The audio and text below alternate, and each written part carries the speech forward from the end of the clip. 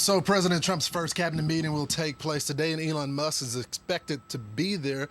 Joining us right now, White House Press Secretary Karoline Leavitt. Congratulations, my friend. Thank you. You've been making a lot of news at these briefings. This is the first cabinet meeting. Elon Musk is going to be there. I know there's been a lot of talk about the emails asking about the productivity. Is he going to be asking the cabinet members for an update today? Well, first of all, we're so excited that President Trump is hosting his first cabinet meeting here at the White House with the phenomenal team that he has put together. Every single one of his cabinet heads will be here today, both confirmed and soon to be confirmed. And Elon Musk will be in attendance at the cabinet meeting as well, because DOGE is working alongside every single one of these cabinet secretaries to identify waste, fraud, and abuse at their respective agencies. So they will be providing updates on some of the waste and fraud that they found, and they'll also be talking about their initiatives and the policies that they are enacting across the federal government to deliver on the promises President Trump made to the American people. From my view, it looks like the cabinet secretaries are already working with Elon Musk when it comes to cutting waste, fraud, and abuse. Yes. Some of the reporting was coming out saying that the cabinet members did not want to comply with the latest email that he sent out.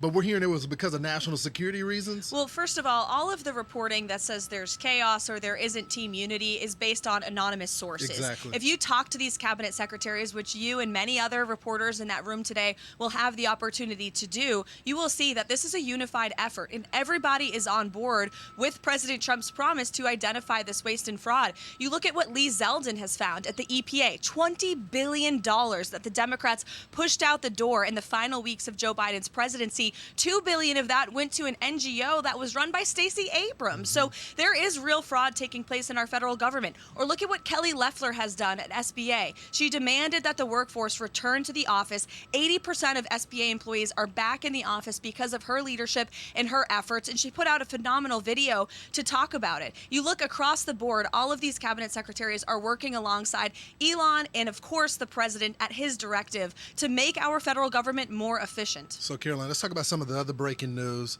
I know the president, as well as the president of Ukraine, Volodymyr Zelensky, were going back and forth. The president wants a deal to be done.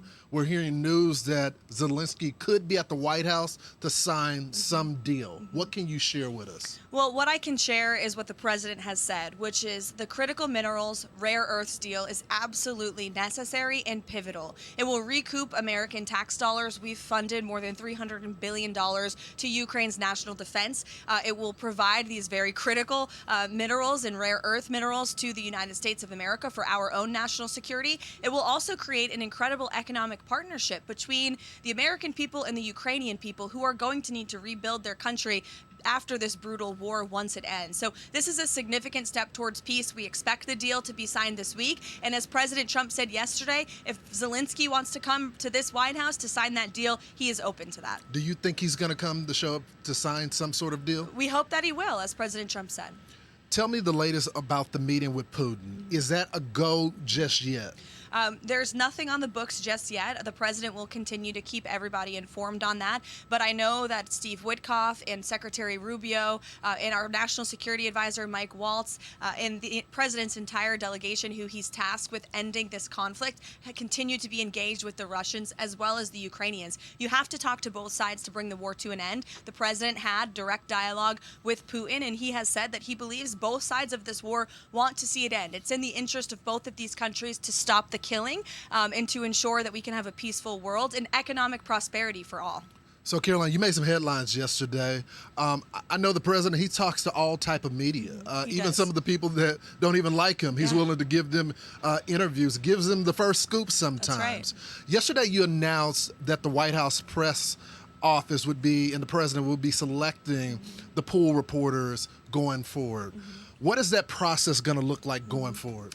So for your audience who may not understand what has happened at this White House for decades, you have a group of journalists based here in Washington, D.C., who dictate which reporters go into the most intimate spaces of the American presidency, the Oval Office, who gets to ride on Air Force One. And that system hasn't changed since the early 1900s. Obviously, the media today in 2025 looks a heck of a lot different than it did when the White House Correspondents Association was formed. So this is a long overdue change. A lot of press secretaries and White Houses have talked about making this change. We are just the first to do it. We're shaking up Washington in more ways than one. And so moving forward, we're going to expand the pool's access to the president, to non-traditional journalists. Legacy media will still have a seat, just like they still have a seat in our briefing room, but we're going to bring new voices into the fold. The only people who are upset about this are those who feel like it's a knock on their power that they've had over the system. The power belongs to the people, not elitist journalists in Washington, D.C. Is the president doing this because of all the podcasts that were so instrumental in the YouTube shows that were instrumental during his last election win? Well, we've made a lot of changes to the press operation here because of that successful effort. The president owned the non-traditional media lane. Those podcasts were some of the most successful ratings bonanza that those podcast hosts have ever seen when Donald Trump joined their shows. And so we want to continue that effort because that's how you reach a bulk of America today. They're not tuning in to the legacy media outlets. They are listening to their podcasts when they drive to work. They are reading non-traditional outlets and digital sites. And so those voices deserve a seat at the table. And that's what we're trying to do here. Karoline Leavitt here at the White House. I look forward to seeing you later on in the cabinet room. We'll see you there. In the Oval to interview the president as well as the rest of the cabinet. It's going to be a lot of fun. Caroline. Thanks for being we here, appreciate it. Lawrence. Congratulations Thank once you. again.